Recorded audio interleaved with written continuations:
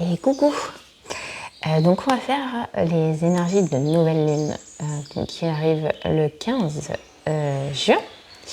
Voilà, je vais donc utiliser mes oracles comme d'habitude. Donc vous aurez dans la description les oracles. Donc on va faire l'oracle haute vibration de Jenna Blossom, comme je le fais habituellement pour la partie énergétique et ce qui nous traverse. Le temple de l'eau pour la partie émotionnelle, tout ce qui est vraiment dans le flux émotionnel, etc. La sagesse celtique pour obtenir des petits messages, et on va finir ensuite par le normand et voir le message que nous dit le normand. Non, on ne finira pas par ça. J'ai pris le livre comme ça, Message des guides de Karine Troncy. Donc on va commencer, c'est parti.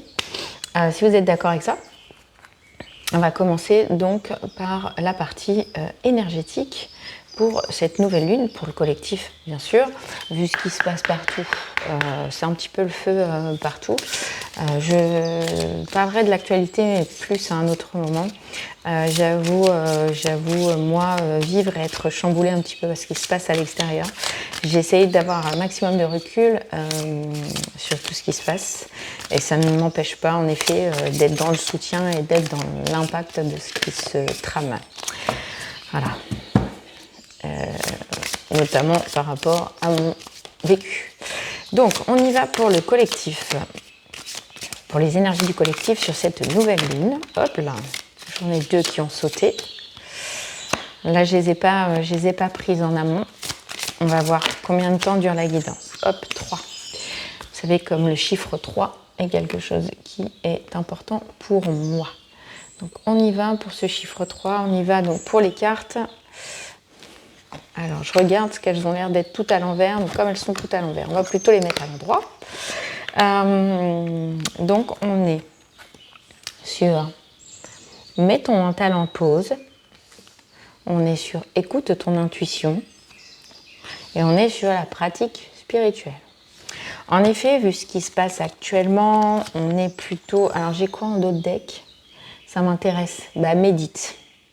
Voilà, donc la méditation, on le sait, c'est pas que méditer pour méditer, ce n'est pas... Voilà, donc la méditation rentre quand même dans la pratique spirituelle, mais pas que, et notamment en fait sur notre manière à nous de respirer. En effet, avec tout ce qui se trame, tout ce qui se passe, on aurait tendance à se bloquer notre respiration, à du coup couper notre chakra de la gorge, à être plutôt dans l'inflammation de ce chakra de la gorge. Et là, aujourd'hui, ce qu'on vous demande, c'est d'être en effet plus dans le recul et dans la pratique spirituelle par rapport à ce qui s'y passe, avec le fait de mettre son mental en pause pour éviter d'avoir suffisamment de recul par rapport aux situations, pour ne pas être dans une colère extrême, mais plutôt quelque chose d'assez constructif, d'assez posé, d'assez calme, d'être dans la paix à soi et d'en comprendre certaines choses, d'en comprendre certains messages. On est sur le écoute ton intuition aussi. Donc on est vraiment sur ce moment où on a tous besoin de faire un espèce de rapport à tout ce qui se passe, etc. Et de ne pas se faire happer par les actualités, ne pas se faire happer par ce qui s'y passe, etc. Et justement avoir un regard là-dessus qui vous demande à vous d'être plus dans votre bien-être et dans votre mieux-être personnel, et de ne pas alimenter en fait ce contexte négatif, même si au demeurant les émotions qui nous traversent peuvent être assez complexes. On a besoin en effet d'être dans le recul à tout ça, et d'en comprendre le sens. De toute façon, nous ne sommes pas responsables, nous ne sommes pas coupables en tant que tels, nous. Des événements malencontreux, des événements des plus odieux qui ont pu être mis en lumière dans l'actualité. Nous ne sommes pas créateurs de ce monde-là.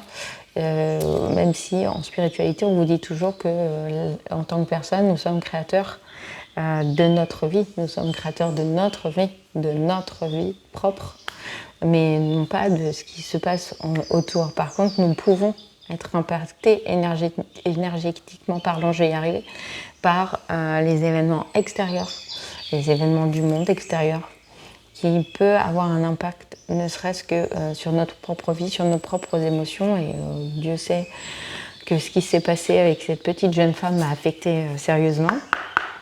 Il faut dire les choses comme elles sont. J'ai très très mal dormi, j'en ai pleuré la nuit, je me suis demandé en effet mais pourquoi. Et là où quelque part, là où je suis heureuse, c'est de me rendre compte quand même que malgré tout, tout ce qui a été secret, tout ce qui a été caché depuis de nombreuses années sur le rôle que l'on fait d'un enfant, eh bien commence à être enfin entendu. Et ça, je vous ramènerai au texte que j'avais écrit justement pour les enfants, que j'avais plus ou moins canalisé, mais qui aussi était en rapport avec ma propre expérience, que j'avais mis en avant il y a quelques mois déjà en arrière, sur l'importance qu'ont nos enfants et la suite de notre espèce. Puisque en tant qu'humains, nous sommes comme les animaux, nous sommes une espèce qui vit sur Terre et qui devons en effet apprendre à vivre sur cette Terre, apprendre à vivre ensemble aussi. Vous voyez, j'ai le déesse Rati, la quête, le divin me guide avec cette belle grosse pleine lune ici, sachant que nous sommes dans une nouvelle lune qui arrive juste avant en fait, le passage à l'été, qui est normalement le passage des récoltes. D'accord ? Donc au niveau émotionnel, on vous dit que quelque part, malgré le fait que nous soyons dans un moment parfois assez douloureux de la vie, d'essayer de comprendre certaines choses, d'essayer de comprendre pourquoi certaines choses n'avancent pas non plus, pourquoi certaines choses sont bloquées, quelque part on nous invite en fait à écouter simplement notre intuition et à être guidé par autre chose que le mental. D'accord ? Et en effet, j'ai source sacrée, vous voyez, source sacrée vitalité, je danse vers la lumière, elle est quand même à l'envers. Le paquet était à l'envers. Et donc là, en l'occurrence, on a du mal à danser avec la vie, on a du mal avec tout ce qui s'y passe de garder une certaine vitalité, à mon sens. Voilà. Et là, on a le 22. Alors vous voyez, il y a le 2. Hein. 20 ici. Et 22 ici. 2 de 2. Peut-être que le 2 de 2 vous parle. Peut-être que vous avez croisé des voitures immatriculées 2 de 2. Peut-être que... 22h22. 2h02. 2h22. Ça vous parle. Peut-être que c'est des horaires à laquelle vous vous réveillez. Ou voilà. Peut-être que ça vous parlera donc à plus à vous. Et là, j'ai étincelle, ma flamme éternelle brille de mille feux. Donc en effet, il y a ce contexte, si vous regardez bien, là, le soleil, au niveau de son cœur, en fait, on vous invite vraiment à vous reconnecter à ça, à cette pureté émotionnelle que nous avons tous. Préservation, avec le 43, vous voyez, avec ce rouge et ce bleu, entre cet émotionnel et ce rouge relatif à la colère, à la flamme du feu, et ce bleu qui vient en effet temporiser, ou la couleur de l'eau qui éteint le feu. Il y a ce côté-là en fait, préservation, je surmonte tous les obstacles. En effet, on est sur une période un petit peu pressurisante, hein. On va pas se mentir. En plus, on va arriver d'ici une petite quinzaine de jours sur une Mercure qui est rétrograde avec des problématiques de communication, des problèmes de réseau, des choses comme ça, etc. Donc on va rentrer en fait dans ce contexte d'incompréhension. Alors déjà qu'il y en avait, ça va venir un petit peu plus alimenter tout ça. Donc il faut préserver sa propre vitalité aussi. Il faut se préserver des énergies négatives, donc avec la fameuse pratique spirituelle et ne pas être trop dans le mental. Et on a Mama Kosha, à l'envers, que j'ai vu, qui est collaboration, je suis le flux de la vie et la vie suit mon flux.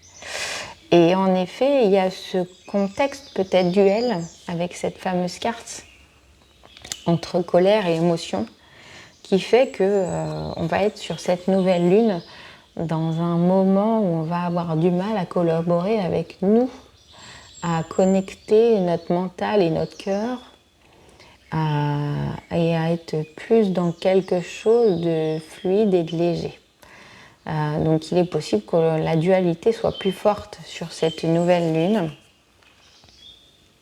Donc au moment où moi je vous écris, on est le 11, donc où je vous écris, où je vous dis les choses, on est le 11, là, donc c'est d'ici 4 jours.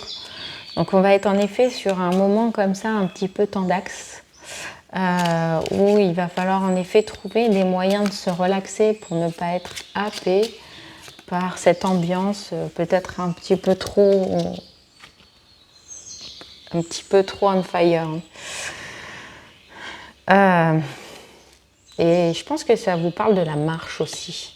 Parce que j'ai du coup la carte ici qui est tombée. Vos pieds vous mèneront là où se trouve votre cœur. Et là, 11 minutes 11. Donc vos pieds vous amèneront là où se trouve votre cœur. Peut-être que vous avez besoin d'aller vous promener dans la nature, si vous habitez proche d'une forêt, proche d'un parc, ou de l'eau, ou d'un cours d'eau, ou voilà, si vous vivez en région parisienne, les bords de Seine. Voilà, et on vous invite à faire ça, parce que quelque part, dans le cheminement, par les pieds aussi, dans le cheminement pas à pas, en fait, ça vous mène vers votre cœur. Le cheminement peut être un petit peu long, mais le fait de faire un pas après l'autre, d'en comprendre le sens, ça permet aussi en effet de se reconnecter à son cœur. La plus petite étincelle, et on parlait tout à l'heure de l'étincelle, c'était où?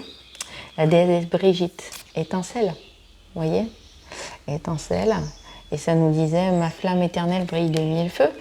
On va, avec les énergies en effet de la sagesse celtique également, avec ce message-là, voilà, qui nous dit « la plus petite étincelle peut allumer le plus grand des feux ». Voilà. Et en effet, actuellement, la plus petite étincelle, c'est-à-dire qu'en faisant il y a eu une toute petite étincelle et ça a fait un grand feu. Mais là, on n'était pas sur un grand feu de joie, on était plus sur un feu de révolte et une révolte qui était légitime, totalement légitime et totalement juste pour ma part. Et donc la plus petite étincelle peut allumer le plus grand des feux. Et ça veut dire aussi que nous, si en chacun de nous, nous rallumons cette petite étincelle, de chaque personne d'entre nous qui réussissons à rallumer cette petite étincelle et à rallumer cette lumière humaine, cette humanité, nous arriverons de nous-mêmes à faire un grand feu. Voilà. Et là, voilà. Et je m'arrêterai à 3, comme je fais pour les autres. Une bonne chose qui existe vaut mieux que 2 choses qui existaient.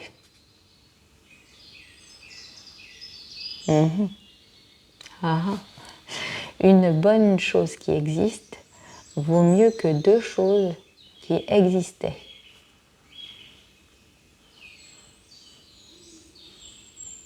Donc des choses qui existaient mais qui n'existent plus. Donc il vaut mieux, peut-être j'entends les bonnes actions en fait. Il vaut mieux faire une bonne action qui existe que des actions qui existaient mais qui n'ont rien donné.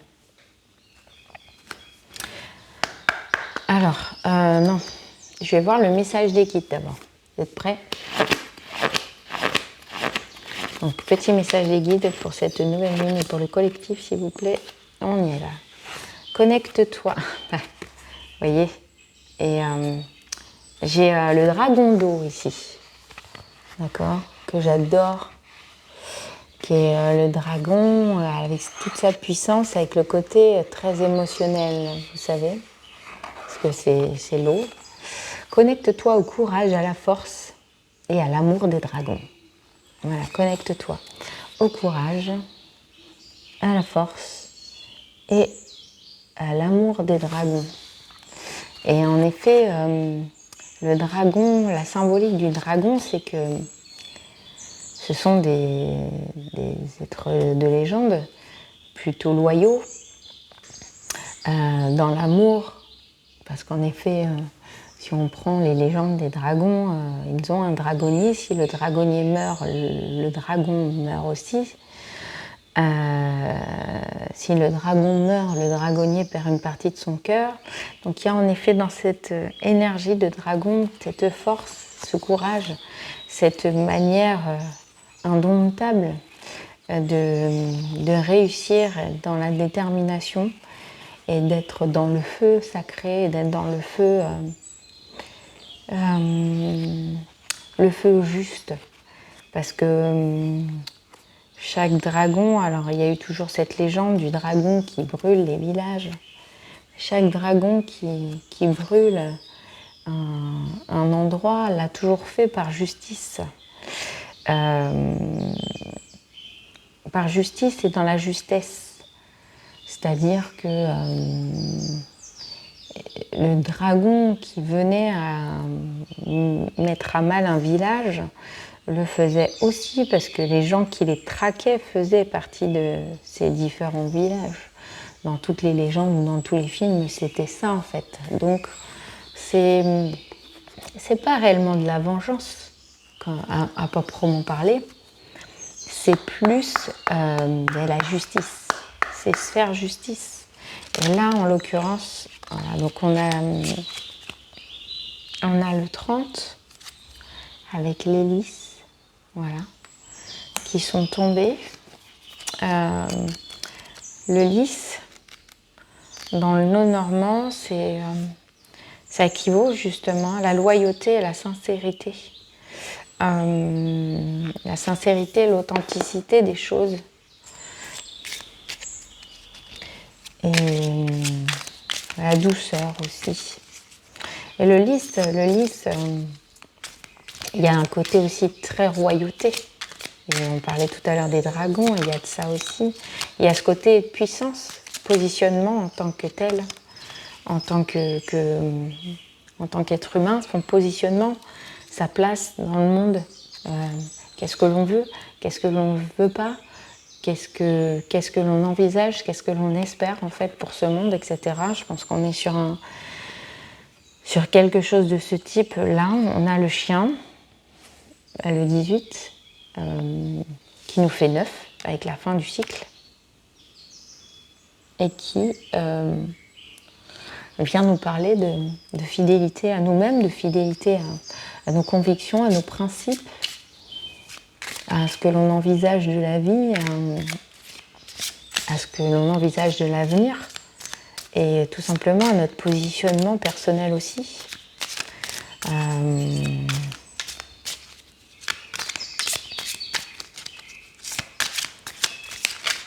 Est-ce que je peux en avoir une autre ? Est-ce que je peux avoir un autre message ? Hop là. Et donc j'ai la lune.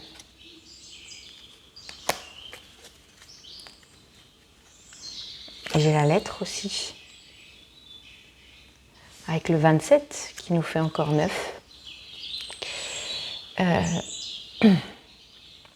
Donc on est sur la fin d'un cycle, hein, on le voit bien. La fin d'un cycle collectif. Avec ce besoin de faire changer les choses. Avec le besoin de faire changer toute cette sphère lourde, pesante.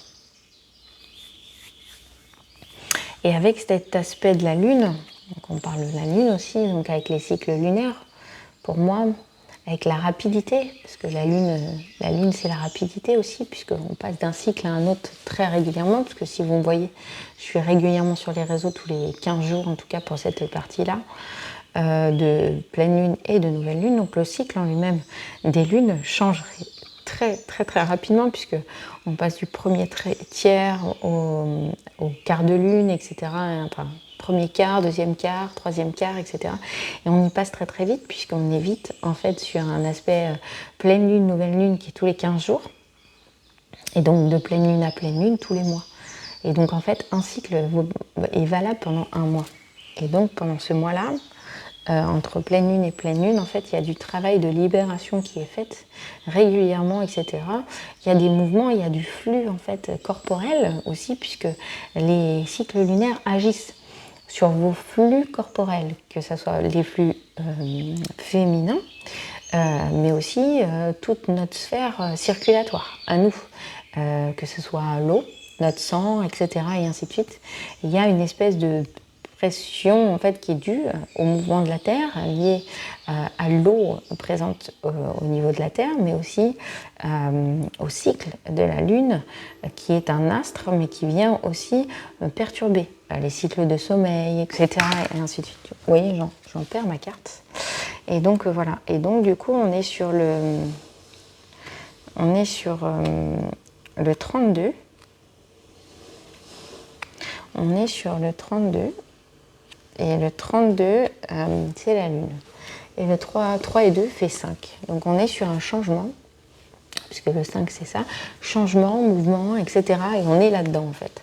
Donc là actuellement on est là-dedans, dans ce mouvement, dans ce changement, dans ce besoin à chacun de comprendre nos mouvements personnels, etc. Donc ça demande une certaine pratique, un certain recul émotionnel, etc., d'en comprendre le sens, de savoir parfois voilà, ce qui nous met en colère, ce qui vient en effet nous perturber, nous bousculer,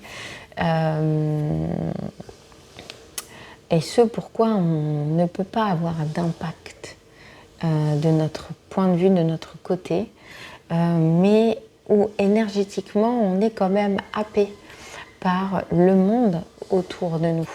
Et en fait, tout ce qui est en mouvement en extérieur a forcément un impact sur votre intérieur. Donc je me le répète parce que c'est surtout quelque chose qui est notamment dû à la partie énergétique, à la partie thérapeutique, qui fait partie aussi de mon travail en tant que sophrologue et aussi praticienne d'art-thérapie et bien d'autres choses aussi à mon actif. Il existe un impact réel du mouvement terrestre, du mouvement des éléments de la nature, mais aussi du mouvement extérieur collectif, des décisions prises, du mouvement, des changements qui se font en extérieur de nous, qui ont forcément un impact sur nos énergies personnelles, même si nous ne sommes pas impactés personnellement. Il existe pour moi une raison en toute chose. Et aujourd'hui, cette mise en lumière de ce qui se passe est extrêmement importante pour que l'humain comprenne une chose très simple, c'est de savoir est-ce que ce qui se passe aujourd'hui sur cette terre, ce que nous vivons au quotidien, la manière dont les choses tournent, le sens est-ce que le sens de ce qui se passe aujourd'hui est réellement en adéquation avec vos envies, vos désirs et vos souhaits? Parce que quel que soit l'endroit où vous êtes dans le monde, peu importe l'endroit où vous êtes aujourd'hui dans le monde, est-ce que ce qui se passe autour de nous, est-ce que ce qui se passe partout au travers le monde sont des énergies qui vous correspondent, qui correspondent à finalement à ce à quoi vous aspirez? Est-ce que c'est quelque chose qui ne vous dérange pas? Est-ce que donc à partir du moment où ça ne vous dérange pas, j'ai envie de vous dire, c'est que vous êtes en adéquation avec ce qui s'y passe.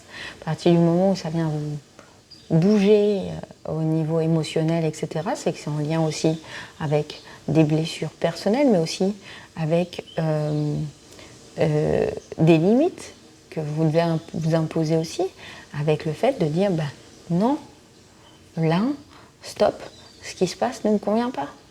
Moi, je ne suis pas d'accord avec ça. Il est temps et il est grand temps que ça change. Et là, on est dans cette ère de changement.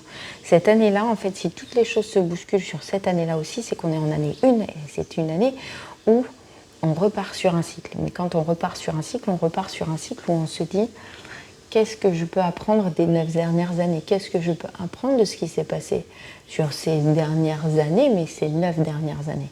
Qu'est-ce que j'ai envie? Est-ce que j'ai vu le monde changer? Et est-ce que ce changement correspond à ma vision des choses? Tout simplement aussi. Et vous n'êtes pas obligé d'être d'accord avec ça. Voilà, tout simplement. Après, ne pas être d'accord ne veut pas dire que vous ne subirez pas.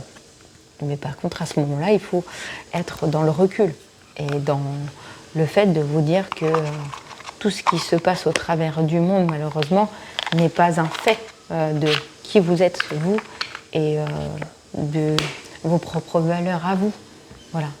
Vous n'êtes pas coupable de décisions qui ne sont pas prises par vous. En revanche, vous pouvez, de par certaines implications dans des associations, dans d'autres choses, dans d'autres mouvements, etc., vous pouvez, par vous-même, modifier, en effet, le cours des choses, etc., et avoir un vrai impact sur ce qui se passe pour tout le monde. Et voilà. Donc moi, là, je suis juste là pour... il y aura des gens, forcément, qui vont me dire « je suis d'accord avec ça » et puis d'autres qui ne le seront pas. Et quand bien même, je n'ai rien contre ça. Et chacun voit midi à sa porte et chacun pense ce qu'il veut. Donc voilà. Moi, je vous dis juste que est-ce que là, aujourd'hui, en tant que tel, on n'est pas arrivé justement dans une ère de l'humain qui se dit est-ce que la manière dont aboutit les choses, est-ce que la manière dont se transforment les choses me convient? Et ça, après, vous êtes tout à fait en accord. Vous devez être en accord avec vous-même et vous devez vous dire est-ce que ce qui se passe aujourd'hui me va ou est-ce que ça ne me va pas? Et en tant que positionnement, plutôt que de suivre la vague, parce que c'est ça aussi, c'est que souvent les gens suivent la vague pour éviter d'être jugés, pour éviter la critique, pour éviter tout ça. Est-ce que finalement, est-ce qu'on ne devrait pas quand même à un moment donné avoir un peu de recul et de se dire ben non, je ne suis pas un mouton. Si j'ai pas envie de... Voilà, si mon ami pense comme ça, mais que moi j'ai envie de penser tout autrement, c'est dans mon droit et c'est dans mon choix. Et ça ne fait pas pour autant de moi quelqu'un qui ne peut pas être son ami. En revanche, après, chacun voit ce qu'il en est. Et ça peut modifier les relations, ça peut modifier les situations, ça peut modifier les relations autour de vous, ça c'est indéniable. Après, à vous de vous dire, bon ben voilà, est-ce que je dois maintenir cette amitié-là? Est-ce que voilà, après chacun son opinion et on est dans dans une liberté d'opinion, liberté d'avis. Est-ce que est-ce que je peux encore rester amie avec cette personne-là ou pas? Est-ce que je peux encore rester en adéquation avec cette personne? Est-ce que je peux rester en couple avec cette personne? Donc il y a plein de choses. Donc là, c'est des remises en question énormes et actuellement, c'est ça et c'est la vibe du moment. C'est de savoir si oui ou non, aujourd'hui, les gens qui sont de votre entourage, est-ce que les gens qui occupent votre entourage, est-ce que les gens qui en font partie doivent continuer, enfin, peu importe, famille, amis, entourage proche, collègues, etc. Est-ce que par la réflexion qu'ils ont, est-ce que par les opinions qu'ils ont, votre relation peut rester telle qu'elle ou est-ce qu'elle doit être modifiée, changée? Voilà, soit terminée, soit tout simplement mis... comment dirais-je, retravailler pour que les choses soient quand même dites et que chaque opinion soit respectée par l'un comme par l'autre. Et voilà, et on en est là. Et c'est très compliqué parce que oui, ça change beaucoup de choses, socialement parlant, moralement parlant, physiquement parlant, énergétiquement parlant. Mais on doit tous y passer, on doit tous se remettre en question sur ce que l'on envisage de cette vie et de cet avenir qui nous est proposé aujourd'hui. Je vais m'arrêter là. Je vous souhaite un excellent mois de juin.